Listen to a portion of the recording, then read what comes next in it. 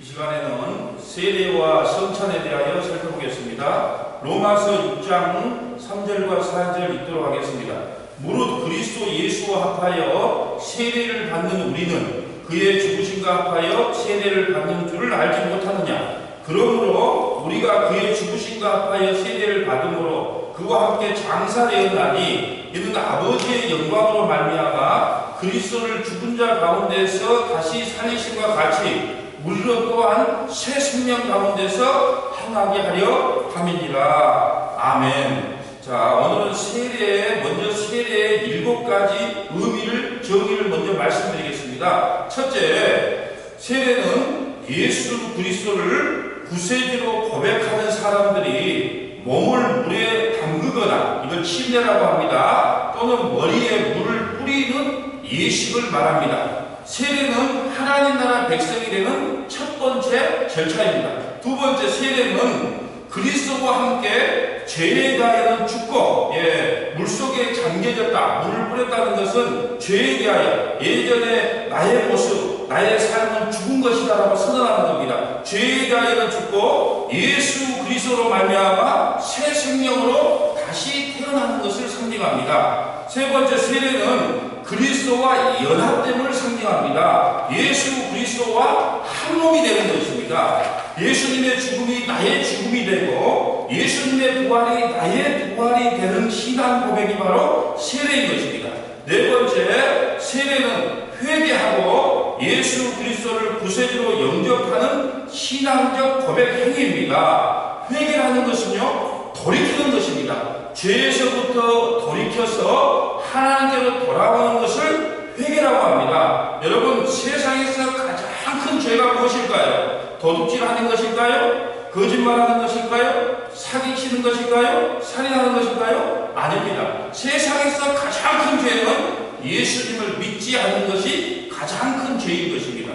다섯 번째, 세례는 반드시 성부, 성자, 성령의 이름으로 받아야 합니다. 여러분, 목사는 도구입니다. 도구. 누구에게 받았는지는 오늘 받은 그 순간에 잊어버리면 됩니다. 내가 누구 이름으로 받는가만 기억하면 돼요. 우리는 목사의 이름은 기억할 필요가 없어요. 성부, 성자, 성령의 이름으로 받았다. 그것만 기억하면 되는 것입니다. 여섯 번째, 세례는 하나님의 뜻과 사역에 대한 순종과 헌신을 뜻합니다. 이제부터는 하나님의 뜻대로 제가 살겠습니다. 하나님의 백성답게 살겠습니다라고 하는 신앙 고백인 것입니다. 마지막 7번째, 세례는 이제 하나님의 백성이 됨을 뜻합니다. 빌립보서 3장 20절에 성도를 하나님의 시민권자라고 말했습니다. 또 고린도후서 5장 20절에 우리를 하나님의 대사라고 말했습니다.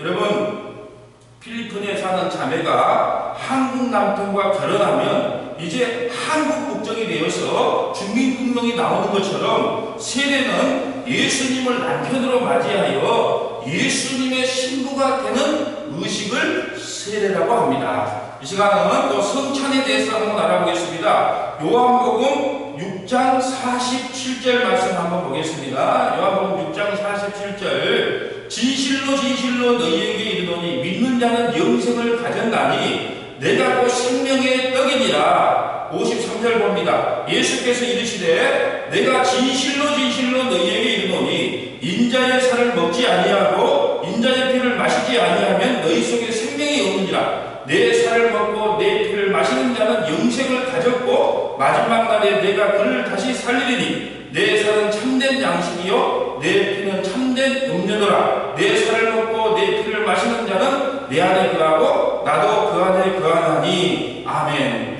성찬의 7가지 의미에 대해서 한번 살펴보겠습니다. 첫째, 성찬은 세례식과 함께 기독교 의식 중에 하나이며 예수님께서 직접 명령하셨습니다. 세례식과 함께 기독교 의식 중에 하나이며 예수님께서 직접 명령하신 것입니다. 두 번째, 성찬은 예수님의 십자가의 죽음을 기념하는 의식입니다. 여러분, 기독교의 핵심은요, 예수 그리스도의 죽음과 부활입니다. 이것을 눈에 보이는 복음으로 행하는 것을 성찬이라고 합니다. 세 번째, 성찬은 우리가 나눈 떡, 성찬을 통해서 우리가 나눈 떡은 주님의 몸을 상징하며 포도주는 주님의 피를 상징합니다. 네 번째, 성찬은 예수 그리스도께서 친히 이 예식을 집례하시고 대대로 기념하도록 명령하셨으며 모일 때마다 기념하는 것이 원칙입니다. 교회 사정에 의하여 1년에 2번 하는 교회도 있고 4번씩 해가는 경우도 있습니다. 그러나 원칙은 알고 가자고요. 원칙은 모일 때마다 기념하는 것이 성찬의 원래 취지의 모습입니다. 다섯 번째, 성찬의 의미는 죄에 대하여 죽고 새로운 생명으로 거듭난 것을 상징합니다. 그래서 성찬을 거행하기 전에 죄에 대하여 먼저 회개하고 돌이킨 후에 그 성찬에 참여하는 것이 옳은 성도의 태도인 것입니다. 여섯 번째, 성찬은 예수님과 지속적인 교제와 연합을 상징합니다.